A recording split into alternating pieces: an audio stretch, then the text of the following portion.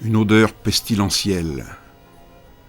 Les corps, là, entassés par milliers, depuis des semaines, avaient attiré les rats. Les survivants, affamés, fouillaient parmi les morts. Une pièce, un objet de valeur, qui, revendu au marché noir, leur aurait permis de manger un jour ou deux.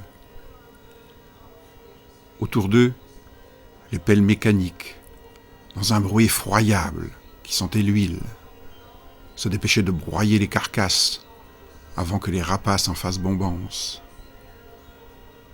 Une petite fille se tenait là, au bord de la tranchée, tenant dans sa main droite la dépouille d'un petit chat, qui avait dû être sa petite chose. Elle était habillée de haillons. La couleur et la qualité du tissu étaient vestiges d'une vie riche, qu'était sa vie d'avant.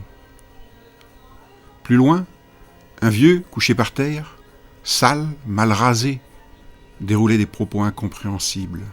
Le moignon de sa jambe gauche suppurait un jus noir. L'amputation devait être récente. Sa cuisse n'était pas encore trop décharnée. Autrefois, ce quartier de Marseille était très riche. Les célébrités vivaient ici, proche de la mer.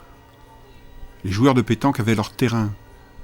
Et l'on entendait les cris, les rires et le parler fort des gens du Sud, des gens heureux. Que s'est-il donc passé? Comment tout cela a-t-il pu arriver? Revenons en 2020. 2020, un signe, un nombre, dont beaucoup ont ironisé sur sa singularité. Un vent de panique avait soufflé après qu'un...